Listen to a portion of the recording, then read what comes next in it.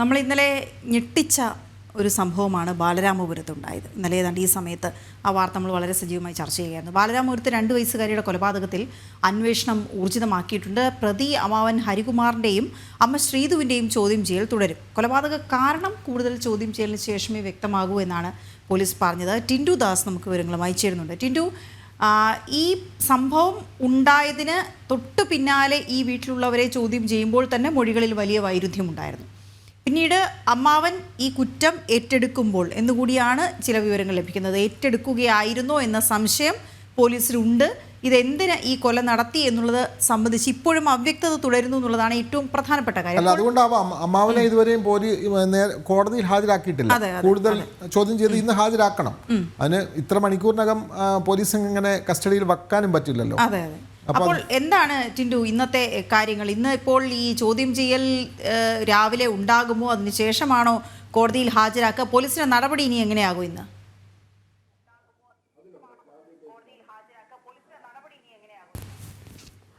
വീണ, ഇന്നും കുഞ്ഞിന്റെ അമ്മയും അമ്മാവനെയും അച്ഛനെയും ചോദ്യം ചെയ്യാനാണ് പോലീസിന്റെ തീരുമാനം. ഇന്നലെ കുഞ്ഞിന്റെ അമ്മയായിട്ടുള്ള ശ്രീധുവിനെ പോലീസ് സ്റ്റേഷനിൽ നിന്നും കൂട്ടിക്കൊണ്ടു പോകാൻ ആരും വന്നില്ലായിരുന്നു. തുടർന്ന് പൂജപ്പുരയിലുള്ള വനിതാ സംരക്ഷണ സെല്ലിലേക്ക് മാറ്റുകയായിരുന്നു. അവിടെ നിന്ന് ഇന്ന് ശ്രീധുവിനെ ബാലരാമ പോലീസ് സ്റ്റേഷനിലെത്തി ഡിവൈഎസ്പി എ ഷാജിയുടെ നേതൃത്വത്തിൽ വീണ്ടും ചോദ്യം ചെയ്യുമെന്നാണ് നമുക്കറിയാൻ സാധിക്കുന്നത്. അമ്മയുടെയും സഹോദരന്റെയും മൊഴികളിൽ വന്ന വൈരുദ്ധ്യമാണ് കുഞ്ഞിൻ്റേത് കൊലപാതകമാണെന്നുള്ളൊരു കണ്ടെത്തലിലേക്ക് പോലീസ് എത്തിയത്. ഇന്നലെ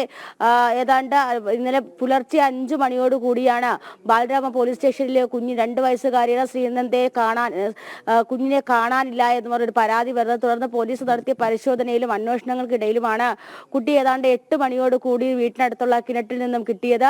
ഈ കിണറിന്റെ തുണി മാറിക്കിടന്നതാണ് പോലീസിന് സംശയമുണ്ടായത്. അങ്ങനെയാണ് പോലീസ് ഫയർഫോഴ്സിനെ വിളിച്ചു വരുത്തുന്നതും ഫയർഫോഴ്സ് എത്തി പരിശോധനയിൽ കുഞ്ഞിന്റെ മൃതദേഹം കണ്ടെത്തുന്നതും കുഞ്ഞിന്റെ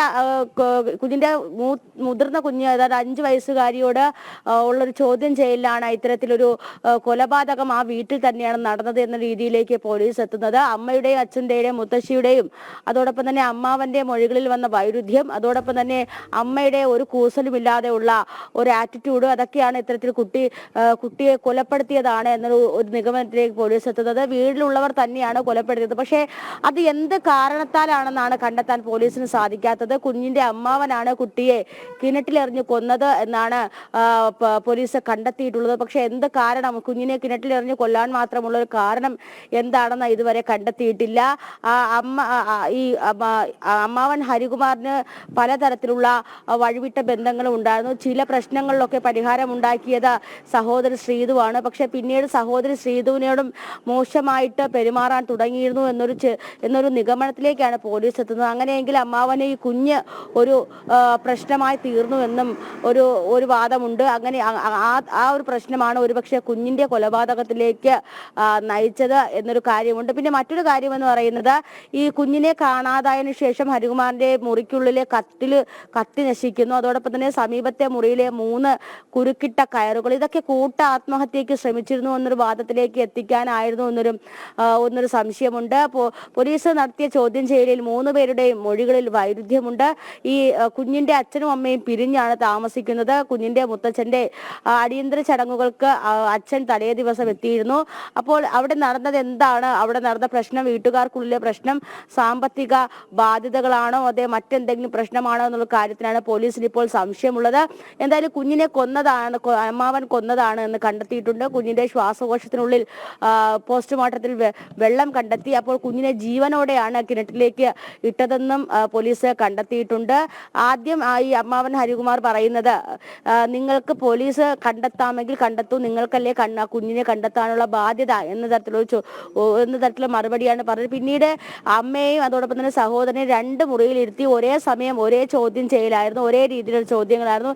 ഈ ചോദ്യങ്ങളിലെ മൊഴികളിലെ വൈരുദ്ധ്യമാണ് ഇത്തരത്തിലൊരു കുഞ്ഞിനെ കൊന്നതാണ് എന്ന രീതിയിലേക്ക് പോലീസ് എത്തുന്നത്. അപ്പൊ എന്തായാലും ഇന്ന് നേരത്തെ വിനോദ് സൂചിപ്പിച്ചതുപോലെ തന്നെ ഇന്ന് പോലീസ് പ്രതിയെ കോടതിയിൽ ഹാജരാക്കേണ്ടതായിട്ടുണ്ട്. പക്ഷേ അപ്പോഴും എന്താണ് ഈ കുഞ്ഞിനെ കൊല്ലാനുള്ള മരണകാരണമെന്ന് കണ്ടെത്താൻ കഴിയുന്നില്ല. 2 വയസ്സുകാരിയായ പിഞ്ചു കുഞ്ഞിനെ ജീവനോടെ കിണറ്റിലേക്ക് എറിയാൻ മാത്രമുള്ള പ്രശ്നം അല്ലെങ്കിൽ അത്തരത്തിലുള്ള ഒരു വൈരാഗ്യം എന്താണെന്ന് കണ്ടെത്താനാണ് പോലീസിന് കഴിയാത്തത്. പോലീസ് ഈ അമ്മയ്ക്ക് ഇതിൽ ബന്ധമുണ്ടോ എന്നുള്ള കാര്യത്തിൽ പോലീസിന് സംശയമുണ്ട്. അപ്പോൾ പോലീസിന് ഈ പ്രശ്നത്തിൽ ഒരു ആശയക്കുഴപ്പത്തിലാണ് നിൽക്കുന്നത്. ഒരു യഥാർത്ഥ ഒരു നിഗമനത്തിലേക്ക് എത്തിച്ചേരാൻ സാധിക്കുന്നില്ല. അപ്പൊ ഇന്നെന്തായാലും ആ ചോദ്യം ചെയ്യൽ അതൊക്കെ ദൂരീകരിക്കാൻ കഴിയുമെന്നാണ് വിശ്വസിക്കുന്നത്. ഇന്നലെ കുഞ്ഞിന്റെ മൃതദേഹം വീട്ടുവളപ്പിൽ സംസ്കരിച്ചു. അപ്പോൾ കുഞ്ഞിന് പോസ്റ്റ്മോർട്ടത്തിന് ശേഷമാണ് വീട്ടുവളപ്പിൽ എത്തിച്ച് സംസ്കരിക്കുന്നത്. പക്ഷെ അമ്മയുടെ മുഖത്ത് ആ സമയത്ത് പോലും കുഞ്ഞ് മരിച്ചതായിട്ടുള്ള ഒരു വിഷമമോ അല്ലെങ്കിൽ ഒരു ദുഃഖമോ കാണാൻ സാധിച്ചില്ല. അപ്പോൾ ഇതൊക്കെയാണ് പോലീസിന് അമ്മയ്ക്ക് ഇതിൽ പങ്കുണ്ടോ എന്നുള്ള കാര്യത്തിൽ സംശയം ഉണ്ടായിരിക്കുന്നത്. എന്തായാലും ഇന്ന് ഹരികുമാറിനെ അതോടൊപ്പം തന്നെ അമ്മ ശ്രീധുവിനെ ഒരു ദിവസം ഒന്നുകൂടി പോലീസ് ചോദ്യം ചെയ്യും. ഇന്ന് ബാലരാമപുരം പോലീസ് സ്റ്റേഷനിൽ ഇരുവരെയും വിളിച്ചു വരുത്തിയാണ് ചോദ്യം ചെയ്യുക. വീണ.